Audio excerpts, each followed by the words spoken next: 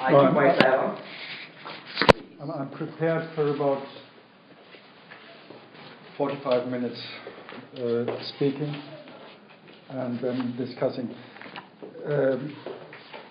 raising questions. Because social management actually is something, and I talk more about personal experience, my personal experience with social management, is something that is developing very much, has been developing since I had been starting to deal with it, which is about, I'm very bad in guessing and keeping time, it is about 30 years ago.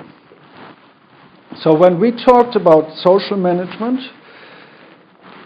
it was something completely different to what you would understand or what we understand today under social management, where it was really about defining or finding a place for social management. Because both terms are kind of tricky and not really clearly defined. Tricky and not clearly defined means that we did not have technology in the strict sense, at least not when we had been talking about social management. There was business management, of course, and more or less it was clear what business management would be about. And I say more or less because you have had different schools, you have had different traditions. It was about the American style of Taylorism. And all these systems had been very complex, meaning they had not been just about technology in the strict sense, but they had been about understanding a certain type of business and then looking about ways of how to run this business, how to deal with people. And it was not so much how to deal with people individually, but with interactions. How to deal with the company and something that is considered to be external to this company, meaning making business, producing, and you don't produce for yourself, you always produce for something there, that you want to sell something, that you want to buy something or whatsoever. And then, of course, it is different if you have a market society, if you have a for-profit small enterprise society or economy, or if you have a large, that was Taylorism, a large, newly developed system of economics where you have mass production for the mass consumption on the national level. So, at least it was clear which parameter we have been talking about. There was a certain understanding of the enterprise and a certain understanding of the topic we are dealing with, these relations. Now, talking about social management, there had been basically two considerations. And basically I say I'm dealing whatever I say with what we call in sociology ideal types. It is taking something out of reality that is very important. It's not really the complex reality as such. Now, the two types had been, of course, if we talk about an enterprise and management within the enterprise, it is as well about talking about people, how they interact. And if you are standing actually at one day here, you will see even certain patterns depending on where you are, in which country you are, what kind of environment you are.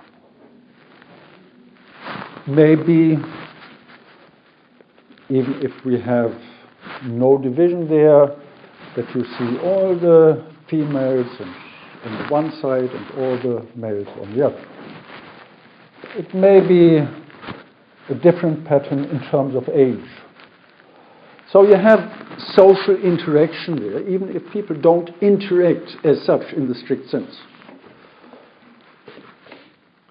What is a typical pattern? Am I Chinese? Am I not Chinese? I consider myself as not being anything at this stage.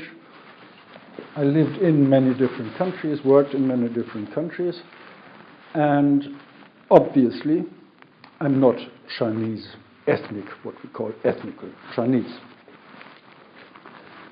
Living there now, working there now for some time, and then you would have actually exactly this pattern of these are the foreigners, whatever this foreigner means, and these are the nationals.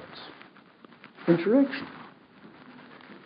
Even if nobody tells you, you have to go there, you are not from us, it may happen as well.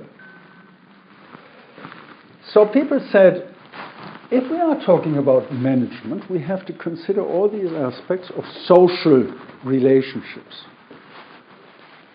And this is, for the business enterprise, the case. We have to include social behavior, interaction. And this is for, and there it was actually the topic came up as social management. It is for organizations working in whatever this is, the social field.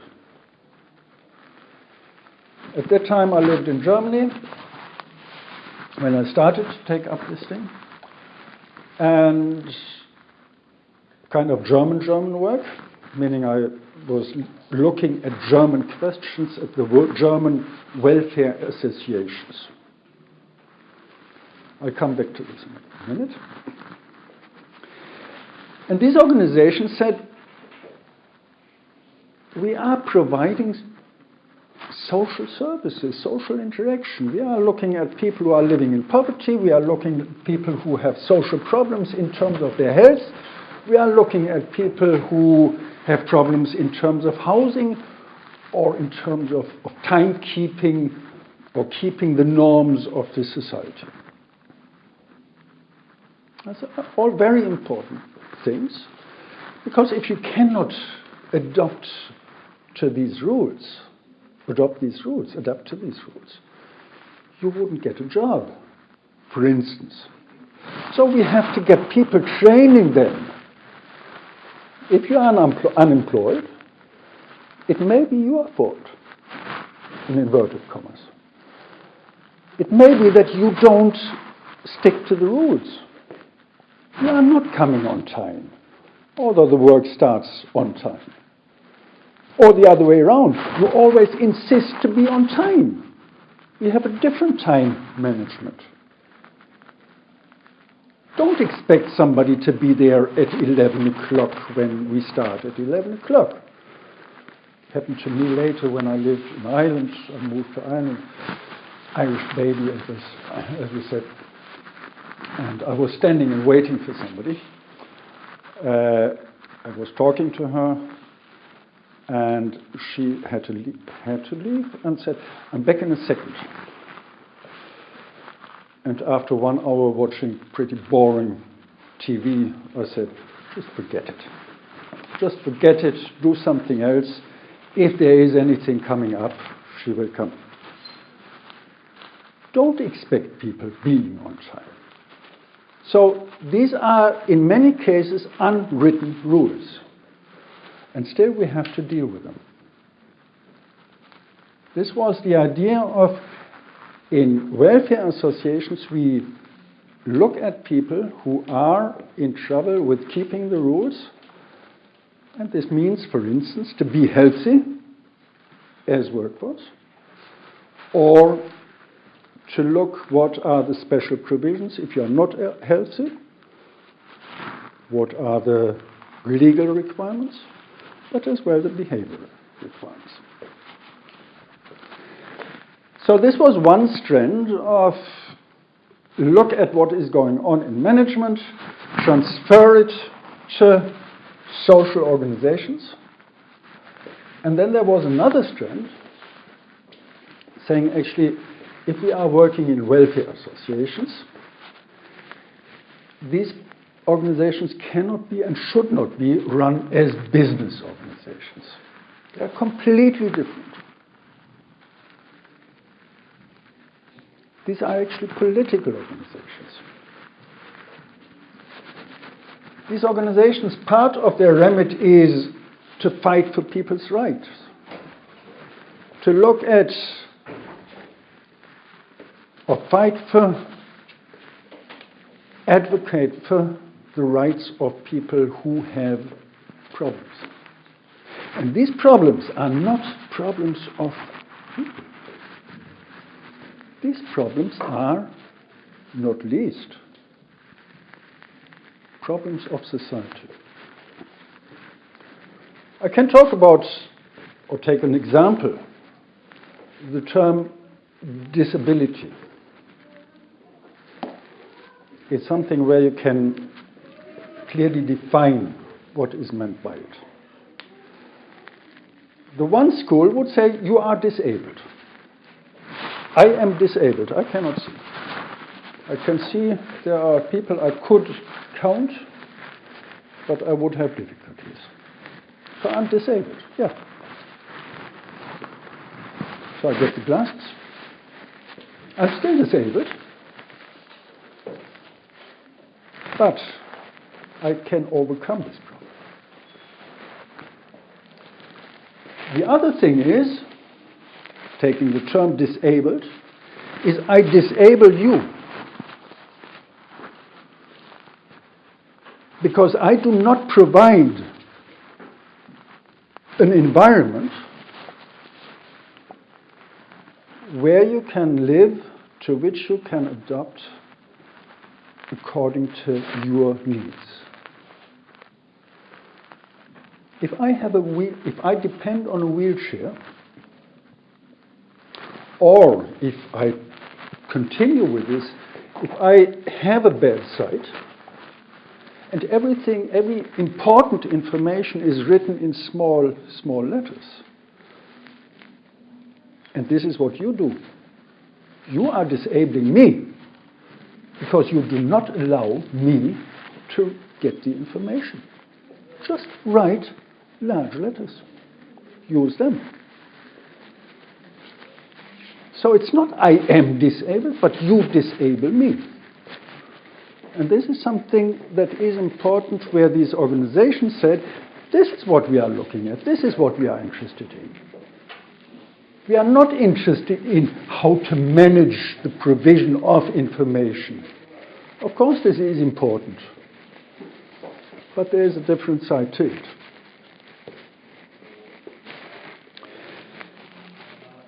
Today, the situation talking about social management is completely different.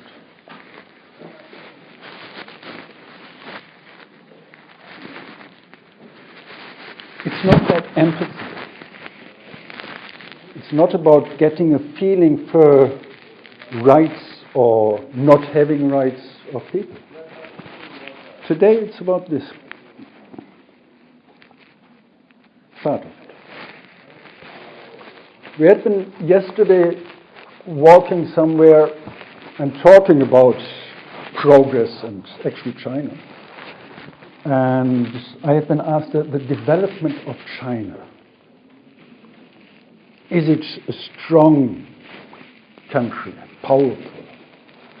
What is the story there? I said, you cannot say it. It's such a diverse country. I'm living in a medium-sized city with 9 million people. If you go to a European country, you have European countries with 9 million people. So these are differences. And in such a country, you have, of course, huge differences between living conditions and wealth and. But I said, this is at least potentially a country that will develop as a kind of model for the future. We have had Fordism as a model for the future. I mentioned Taylorism. Taylorism and Fordism have been strongly linked. Won't go into details there, but this was about mass production for mass consumption nationally, as I said. Today, national consumption doesn't really exist anymore. We have a world market, a global market in general. It's not valid for all corners of the world, but this is the trend. And we have modern technology. As one point that came up was actually, I said, in China we are starting now to build up a society, an economy, kind of scratch, from scratch. Of course there is development, small steps by steps. But there's at the same time a new start. Where I work now, literally where I work, there was a green field 10 years ago. All new. When I studied social management, I had been in a very privileged position. There had been guests from the then Soviet Union coming to the university of others. And we have had the most advanced technology, the computer. And I had been privileged that I could guide these guests from the Soviet Union, and we went through the computer. We walked through the computer. Meaning you have to go through a channel, clean, no dust allowed, no nothing. Take off your shoes or cover them. And you walked into the computer, which was about twice as large as this room. And I said, this is what this thing did. You just need this little tablet. That's what we did with that computer. And when we did it, it was about next day you get the results. Today, there's not even enough time to get it complete. And this, of course, means something as well for management. And I found a quotation the other day. This is a world, a sentence, a quote, this is a world where massive amounts of data and applied mathematics replace every other tool that might be brought to bear. Out with every theory of human behavior, from linguistics to sociology, forget taxonomy, ontology, and psychology. Who knows why people do what they do? The point is, they do it. And we can track and measure it with unprecedented fidelity. With enough data, the numbers speak for themselves. This is what I said. We don't need interaction with people. We need interaction with data. This is what social management is about.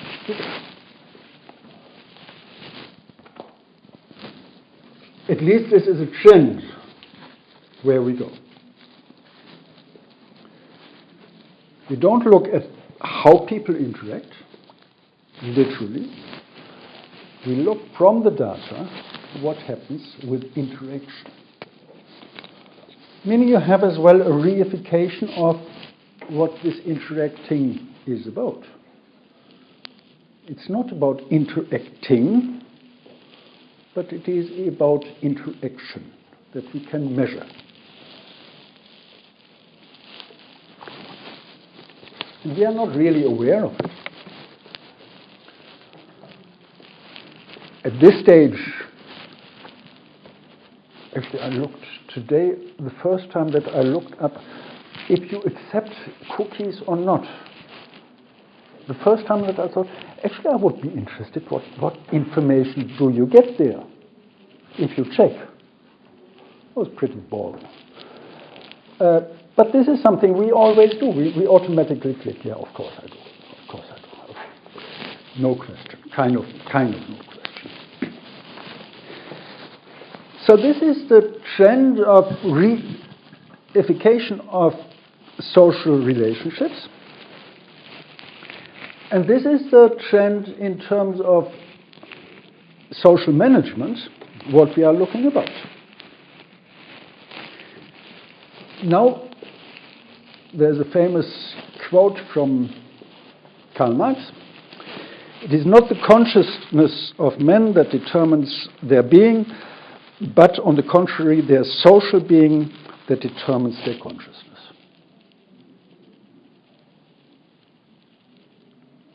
We are doing what we are doing, and this kind of determines as well what we are thinking, how we are behaving. Knowledge is very much about the knowledge we need to exist. And this means increasingly we need to exist in technical terms, to know the legal provisions. And this is why I said it now. It is as well this social being that determines our thinking. What kind of data are there? What kind of technology is there? I can tell you something. I shouldn't. What we did, because this huge computer to get the results was actually very time consuming. You had to write what was called punch cards, which was a little program. We all had to write a little program to get the results we wanted. And to get the results, that was in statistics, there had been different steps. The one was the general, for whatever kind of results you needed to do this, which was the basic work. And then you had to simply say, calculate this, this is what I need. As I said, I shouldn't tell this. What we did is, if this is so much work, why should we think before? What do we really need? We just said, calculate everything. And then we'll have a look at the results. If there is something interesting showing up, then we follow this. Instead of thinking before, actually, I need this, nothing else. And this is something I have to think about. I have to think about. It's not the machine. But as more as the machine does, in terms of writing, spell checks, in terms of translation, we can use it. And I can tell you, if you approach me afterwards, of course we can stay in touch via email. You can write in Russian. There's a translation machine translating the text. I'll write back to you in Russian. Do it. It's horrible. Sometimes, however, it works. And there is, of course, a development that it works in more and more areas better and better. And you have to know the rules of the machines, of the technology. I would not rely on it, but the translation Polish-English is very good. The translation Polish-German is really good. You don't understand a word. If you have the Polish text, you read the German text, you are wondering, is this about the weather? Is this about a new car? Or is it about a social organization? You don't know what it is. It doesn't make any sense. So you have to know the rules of the machine, and you can kind of say, okay, it works for Polish, what did I say, Polish-English? I can use it there. I don't use it for the others. So this is important in terms of the change of what we are actually talking about when it comes to social management. And looking at social management, being now old enough to say it, from my perspective, what we did 30 years ago, or something like this, looking at how does it really work, these social interactions, getting an emphatic meaning to it. We can have a simple way. And in this way it is relevant, at least, that I worked in different countries and different settings. Over the years, one country was Italy. And the one thing you have to know, the one phrase you have to know in Italy is, or in Italian is, nessun problema. It's no problem. No problem. Nessun problema. If there is a problem, just ignore it. We'll find a solution for it. Nessun problema. Absolutely. So this is the one thing. It is no problem. And they say, why do you make problem out of it? Just ignore it. There will be a solution. And when I registered actually social management in the municipality, it was a problem. It was a serious problem. Forms and bureaucracy. One reason that the Italian bureaucracy works, or one reason that the Italian bureaucracy not working is that there are so many rules that if you stick to 80%, there are 20% that you can say impossible. So I was facing, being there at the municipality with a friend, this problem of filling in the form. Yeah, certo. You need this, you have to fill in this. But he just arrived. I don't have 2 people or 3 people who can witness I'm a good boy. I will be a good citizen. Actually right. Just forget it. So you skip the rules. And that is why the bureaucracy works. There's an exception to every rule. And you have to know when this applies. And this is day-to-day interaction, social management, we do this. And it is the link between the different areas of social interaction. So I was proudly having my carta di testa and my scooter. In Roma, we all have a scooter. Well, not all. And I was parking somewhere, pedestrian way, and somebody blocking me to the back, so I couldn't leave. I said, nessun problema. Just go on the pedestrian way, and 5 meters, and you are on the road. This second, Carabinieri, police, came out of the bar. What are you doing here? You can't do this. I said, sorry, I can't leave. So, how do I get away here? No, we'll find a way. We'll find the driver of the car. It took them about half an hour because probably they had been going for a coffee in the meantime or something, and possibly even with the driver. And finally, the car was moved and I could get away. So you have to know as well how to deal with officials. The police is an official body. So you can't do what you want. At the same time, don't insist on these are the rules.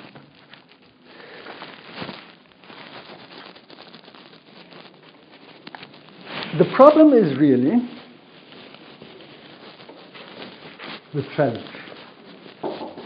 The challenge is really to look at... if you speak English, you can join. По искусству сначала. А группа? Подожди, факультет? А вы преподаватель? Да, что? А это? А что это происходит? А вы кто, спросите? Не, честно говоря, хотел буквально 5 минут занять девочкам объявление по программе. Идите, пожалуйста. Приходите через 50 минут и делайте объявление. Хорошо. Пожалуйста. Да. I don't know which rule was this now, but the challenge, let's say, is for social science to find who is actually exactly the actor, the relevant actor, and what is the framework of this action and interaction. And I'm suffering from multidisciplinarity, meaning I studied economics, sociology, political science, and philosophy, and later then law. And of course, we all have our own little dominions and princedoms, and this is what the social actor is about, and this is what the framework is about. One very common that is used or referred to by many disciplines actually is the Max Weber, the iron cage. That's if you look on the internet, you get some information there, probably not necessarily correct. Read Max Weber. All these texts are very interesting, actually, even if it's, I don't know, 1,000 pages about. But to read the original, I can only encourage you to get a feeling as well for what it is about. It's not what you get on the internet, this one little paragraph, but it's the entire context. So the idea was actually there, we are building up more and more rules. And we have to stick to the rules, and we have to behave according to the rules.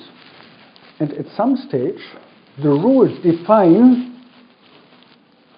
what we can do and how we can change the rules. We lose controls. We are in this iron cage of bureaucracy. This was where he was dealing with.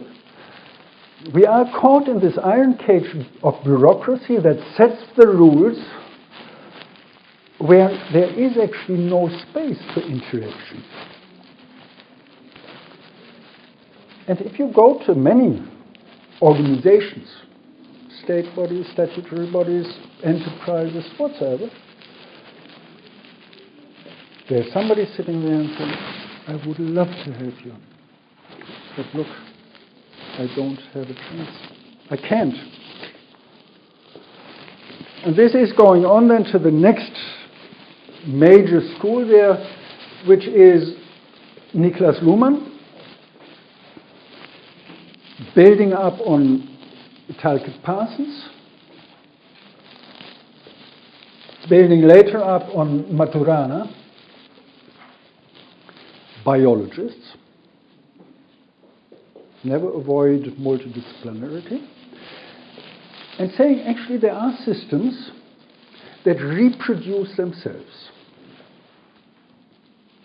You just once start.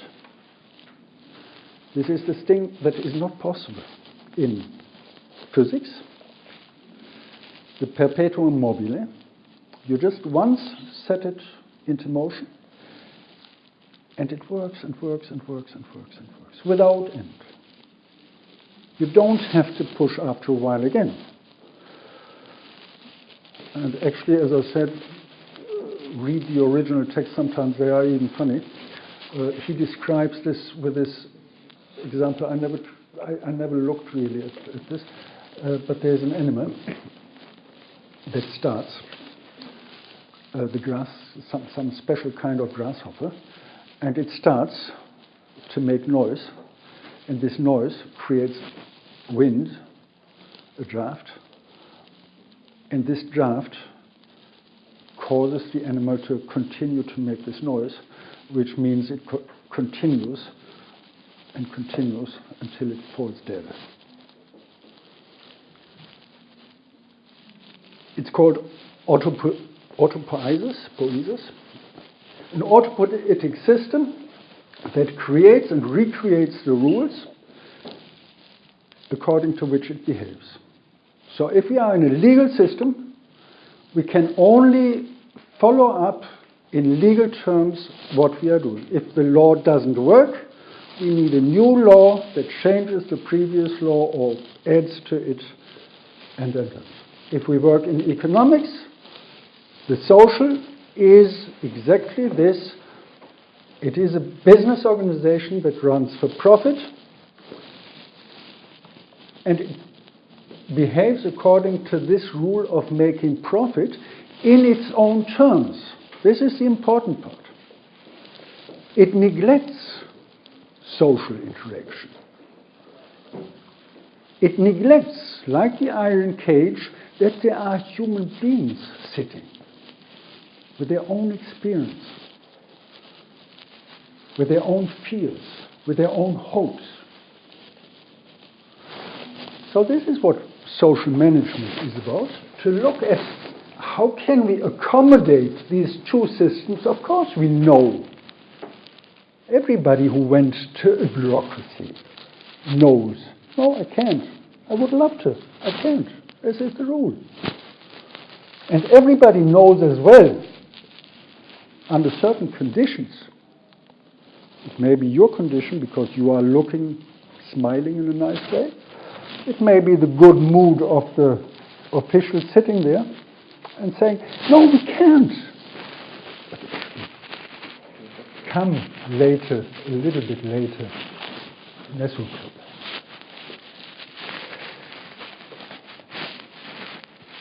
So we have to look at the conditions under which we manage in these social terms, and find a way of actually accommodating the different perspectives. Now this would be the idea point where the lecturer starts latest to get his PowerPoint running and this. It's another part. Technology defines how much goes on a slide. I wouldn't like actually to have it. There are at least three theoretical strands, you may say, that I want to bring into this discussion on social management. As I said, I have this strange background of multidisciplinarity. The one is actually from economics. It's a French school, Théorie de la Régulation, where French economists, Michel Aguileta, had been looking at a system, a complex system, which I extend a little bit, of what economic systems are about. Of course, they are about doing business. We all know this. We don't have to talk about this. This is microeconomics. This is important, of course. It is important to know. And this is then moving on to the other side. It is then moving on to what does business mean? I come back, and this is what Aguileta was looking at. Actually, Antonio Gramsci, was looking at it in a different perspective. It is about, at that stage, or it was about, at that stage, about Fordism. Briefly, in a nutshell, as such an ideal type that is not really completely true. Mass production for the mass market. Give the workers, of course you exploit them, you want to get the work out of them, but give them sufficient means to live And there had been two important reasons for this. If I give you enough income, working conditions that are okay, even if you still have to come there at 9 o'clock if you want or don't. But it's good working conditions, good income. Why should you go to another employer where you don't know what expects you? If it's good here, stay here. If it's miserable, you leave. So, make it good, then you stay. I can keep you. Lowering, avoiding fluctuation of the workforce. If I say 1 minute late, we deduct the income for 1 hour, sorry. What will you say after a while? Oh, forget it. There are other employers. The other reason, which didn't really play a role, not an important role, it's frequently said this was the main reason, but another reason, at least a small reason, was at some stage I want Ford cars. I need somebody who buys my cars. If I give you enough income, pay it back to me, buy my car. As well, social management in terms of looking at the accumulation region. If I only produce for export, this reason is not relevant. If I have enough people who are waiting for a job, it doesn't matter if miserable or not. I don't have to take care of your wishes of satisfying you. Théorie de la régulation. You have this, what is called accumulation regime, which of course changed. There was this one famous saying of Mr. Ford, Henry, you can have this car in whichever version you want. Any color, as long as it's black. Today, actually I want the back in black, the front in orange, the rooftop with stripes, and I want to have this engine, but actually I don't know anything about cars, so I stop here and say you can decide, you can assemble in a way your own car. Flexibility. It is mass production, but in a completely different way. Then you have your mode of regulation, which means, of course, to be able to produce in such a framework, you have to have as well certain regulations in place, law. It is not just about relying on Mr. Henry Ford and saying, yeah, you get an income, that's good. But it is about regulating this, having laws in place that require a certain minimum standard when it comes to conflict, for instance. Is the employer allowed just to say, yeah, actually you can go now, or you don't have to come back tomorrow? There are certain rules you have to stick to. There are certain rules as well when it comes to negotiations or non-negotiations about income, about working conditions. Complex systems of regulations, modes of regulations that are matching this accumulation regime, because of course these rules will be different as well according to, for instance, mass production, for national, for the internal market, or a different system. And then I come to this extension where I say it is about a living regime as well.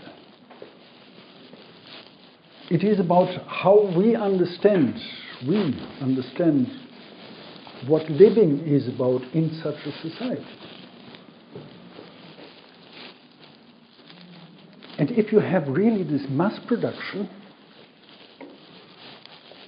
social management, you have to provide just one jumper, one style of jumper, one shirt,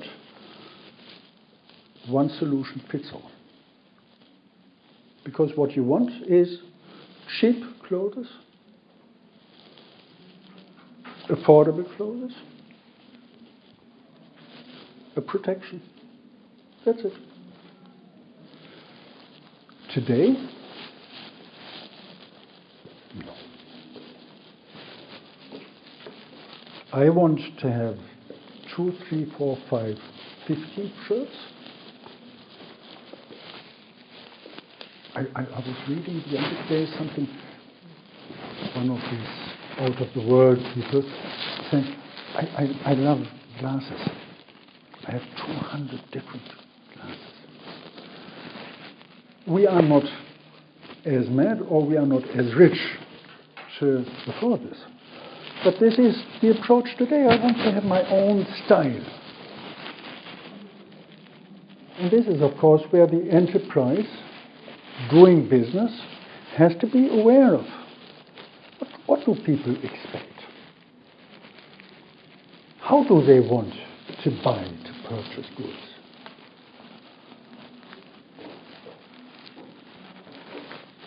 Whom do I address? Who are my customers? The target. Young people, students, old people in which way ever position. The position is defined. This is about how we understand to live. And this is a social thing. Of course, again, this ideal type, if you want, it's not about students. You guys, I don't mind whatever I have. But the others, there is a kind of common pattern. Somebody said when I lived in Ireland, in Italy,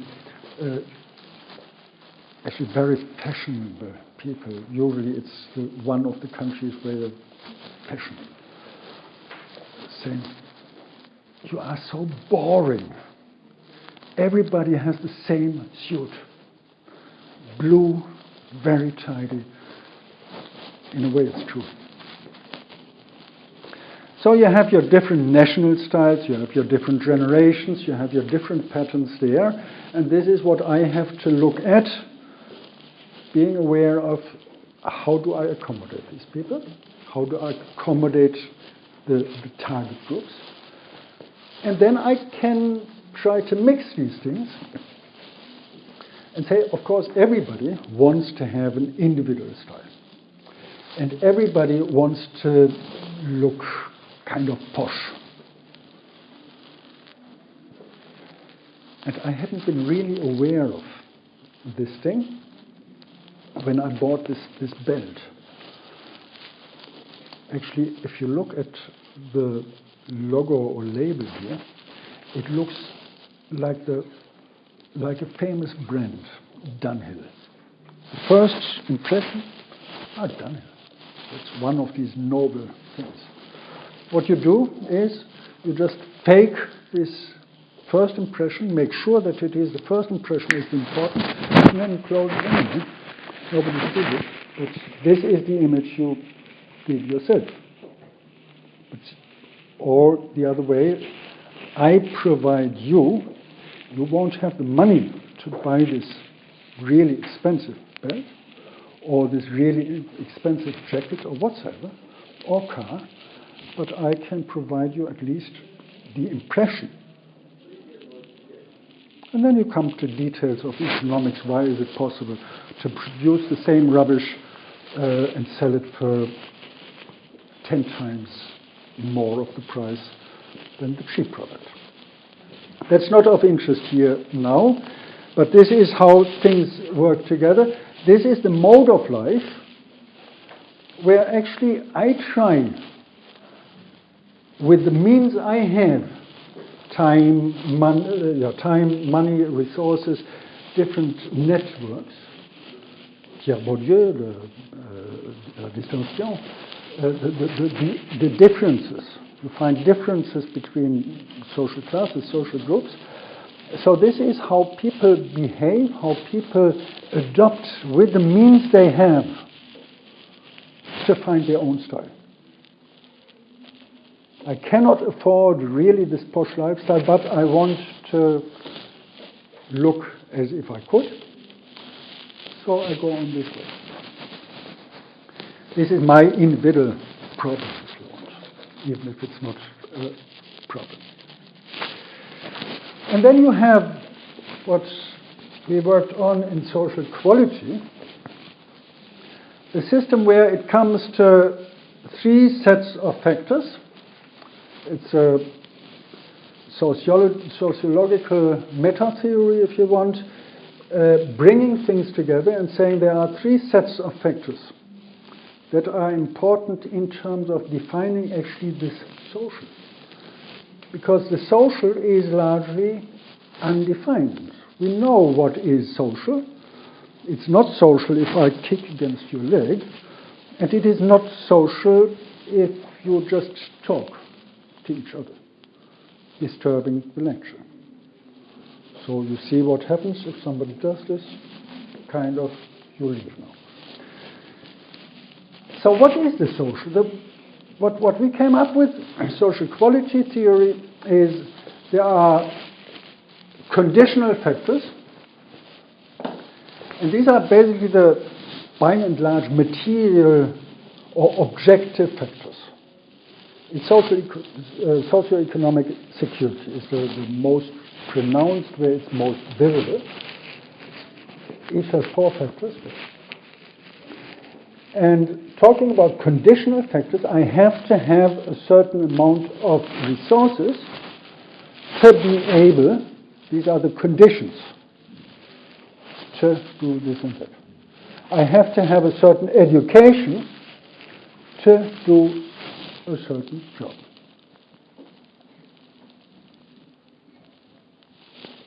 It's not about being intelligent or not being intelligent.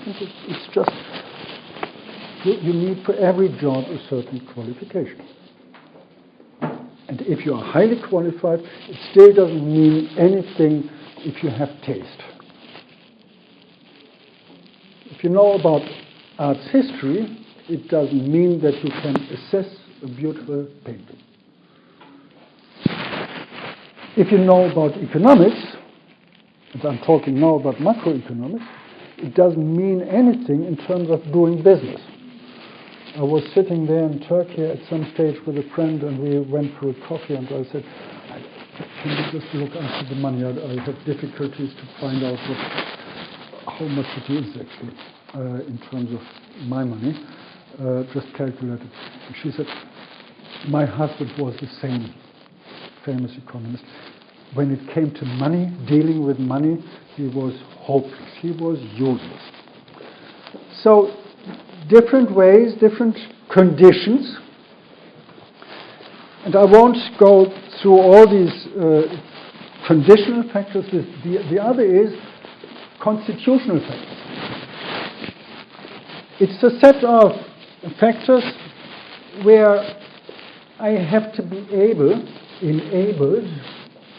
to make use of it. And then you can come to the ability of owning a machine. This is the condition. You own the machine. You own a telephone. But if you can use it, that's another question. Looking at these mini computers that are called telephone today, you have a special brand of telephones for elderly people who want a telephone and not a mini computer. simple to use. I want to make phone calls, and that's it. So this is something where you have the constitutional factors in terms of having not only the material conditions, but as well being able to use it. Constitutional participation, things like this. And then you have a third set of factors, which is the normative factors. It is not only about, I know I'm not allowed to kick your leg. It is not about only, if I do it, what is the point in doing it, constitutionally what, but it is as well the normative factor. You shouldn't do it. If I do it, you are suffering. Why? Why make him suffering if I know he is suffering? What are the rights of other people? There are people that have rights. As well, the worker who comes a minute late for whatever reason has the right to come a minute late under certain conditions and still get the full income in certain societies. Of course, it doesn't exist under all conditions.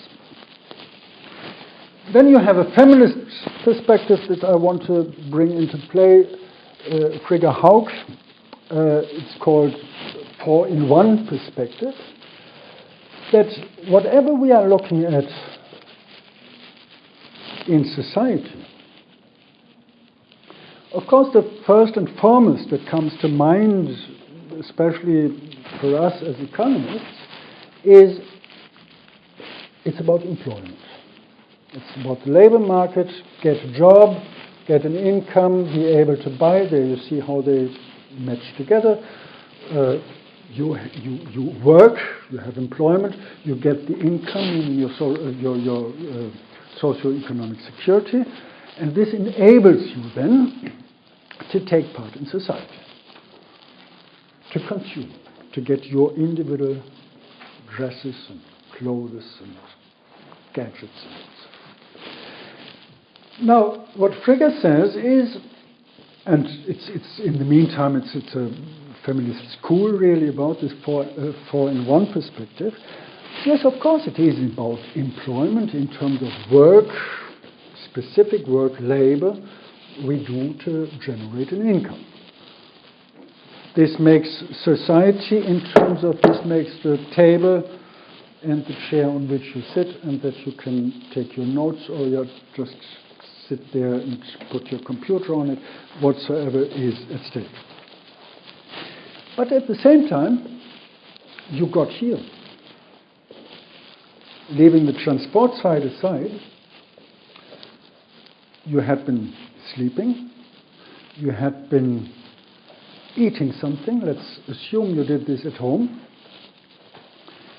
And let's assume your parents did it, or your friend did it, girlfriend or boyfriend, or somebody who is actually working at home, doing what she calls reproductive work. It's this work that is not employment, but without which no society would work. When you come to this employment thing of, if I stretch this to the limits of 16 hours per day and more, actually you won't be able to do reproductive work. So we have to look at this as well, and of course at the different ways of providing it. It may be what we call in social science or sociology the male breadwinner model, where the man goes out to work to get an income and the wife stays at home and does this reproductive work. You have different ways there, and then you come to rights as well. Is the right for women and men different, or does the wife, the woman does she have the right as well to work? And then there is cultural development. Now you may say, cultural development, I'm not really interested in theatre and dance and paintings and all this. This is culture. Latest, when you move to another country, you know what culture is. When you go by a metro and you see some strange signs there. The Russian, the Cyrillic is not very strange.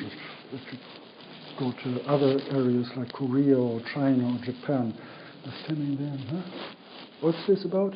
No idea. This is culture. And this is something we have to develop. It's not only about reading and writing skills, basics, but it is as well, what I mentioned on another occasion, about timekeeping. This is culture. And this is something we have to develop. We develop certain parts kind of naturally when we grow up, but there are other things we develop further, and we want to develop further because actually we are interested in paintings, in arts, in dance, in music, in dresses. There's a whole culture about design. And of course we are not interested in everything, but we have our own ideas and we find our own living regime and our own way of dealing with this. And then it is about politics. Now you say politics. Again, all these politics.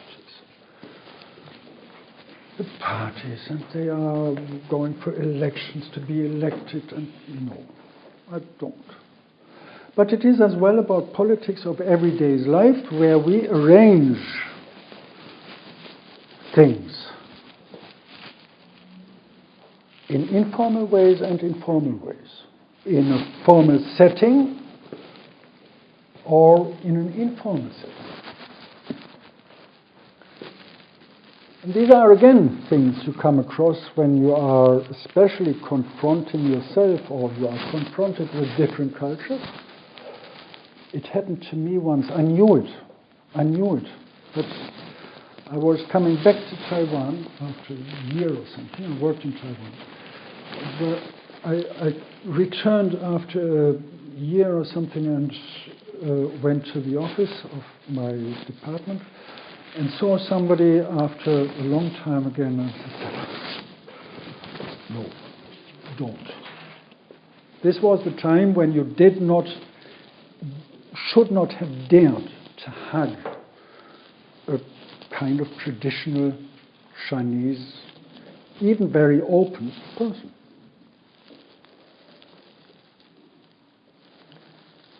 A former student of mine, Italian, said when I was teaching in Ireland, I asked this question, what do you miss actually? You are now living in Ireland for quite a long time already. You come from Italy, what do you miss? Bodily contact. I want to hug people. My father, we hugged each other. And then I said something nasty and we didn't hug for a day. And come on. So this is something where, as well, I don't know, I know in Russia it's kind of common. You hug, you kiss people in terms of, as well, men and men when they meet again. At least I know it from other countries. In Turkey it's very common. In other countries it's not. So these are things we have to take into consideration in terms of culture as well, but in terms of politics. This is how we work out our daily relationships as a political way of how do we organize our interaction with others. As I said, I'm working now in China. It's so difficult, even in small groups, to get people engaged.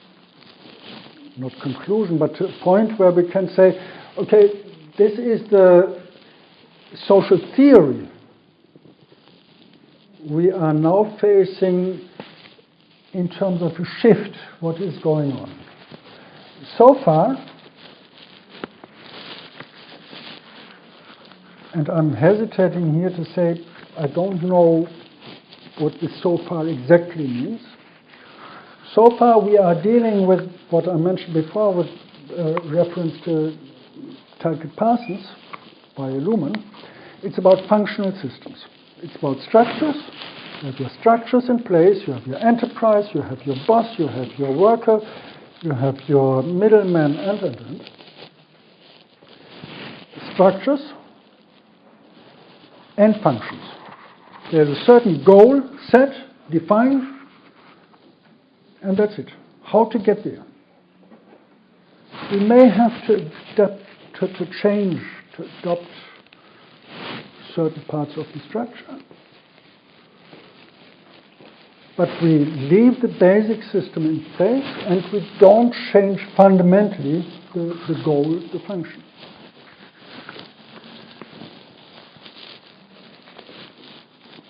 Now, management in general and social management in particular is, of course, increasingly challenged by exactly this rigidity of the system.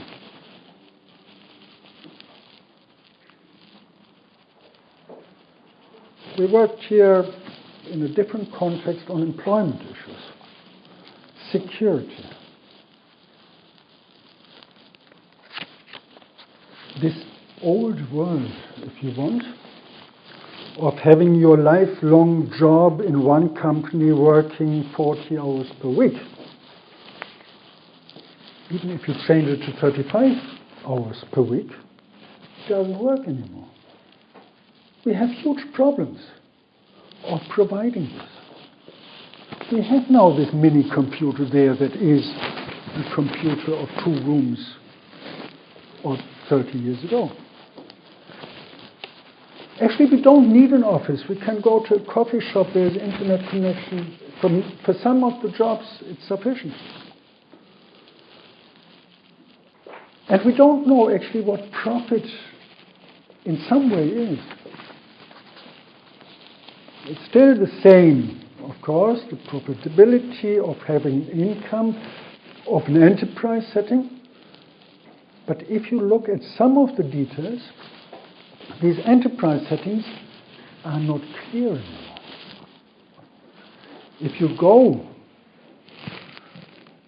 taking an example, if you go and look at the who is who of some areas of the economy, of technology, you don't know what this really is. The one thing is it's produced, it's profitable in different countries. But the other thing is you have the 2 main, well, I don't know actually if it's true, but that's at least the appearance. You have the 2 main companies, brands. That's Microsoft and that's Apple.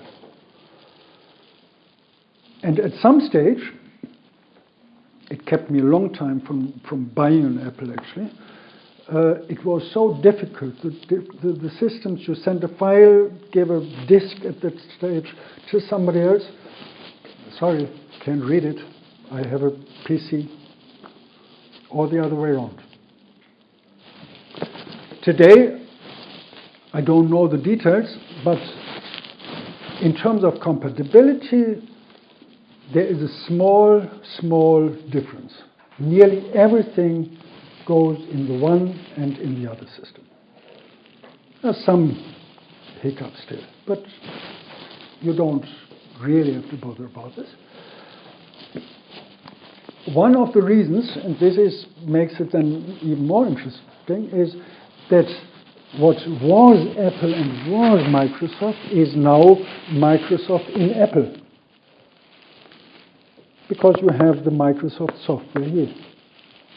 which was not even possible, technically possible, many years ago. So you have these different things of, of course, profitability, functionality, and all these things, but you don't really know how to provide it in these new settings. You have major providers, they know what profit is.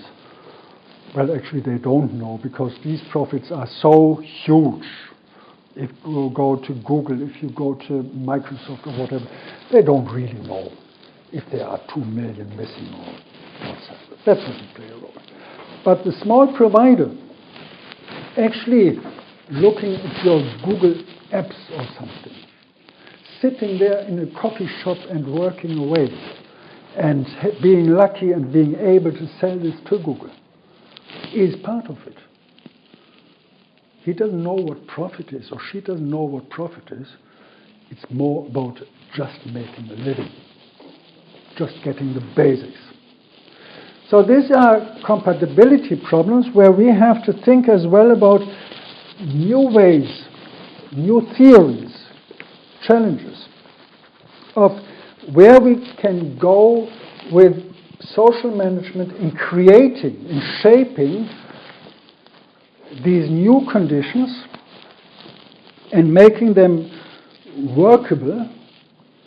And then you find in the mainstream social management theories as well aspects of social creation, innovation, change management, all these things. This is the typical mainstream stuff of social management. And this is what you have to learn. What we all have to learn and what we have to know about. But we should know as well about from where does it actually come. What is the wider setting of it? And how can we deal with a strictly economic setting of having different commodities, substitution, complements, and elasticity, and all these things from economics, how to combine this with how we live, what we do with it. And I see personally as a major thing for social management as well this challenge of maintaining this awareness to avoid the completely autopoietic system, to avoid that we are ending up in an iron cage, and to say all these tools, all these things are very, very important under one condition. We have to use them and not allow them to use us. So that's the end, and we can discuss now whatever questions you have. Thank you.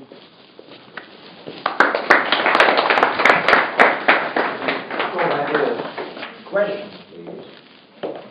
Always understandable? Well, my dear professor, thank you very much. It was very interesting. Thank you. My Indeed. pleasure. My pleasure. Well, my dears, please give me your email to the group. Well, I write to you my suggestions, my proposal, my requirements for the next time, and the next meeting we shall discuss it. First, second, we'll discuss, I think, the more important ideas of our professor, and I'll give you some problems to discuss for next time. Problems? Yeah. No. No. Questions. Okay, if you want.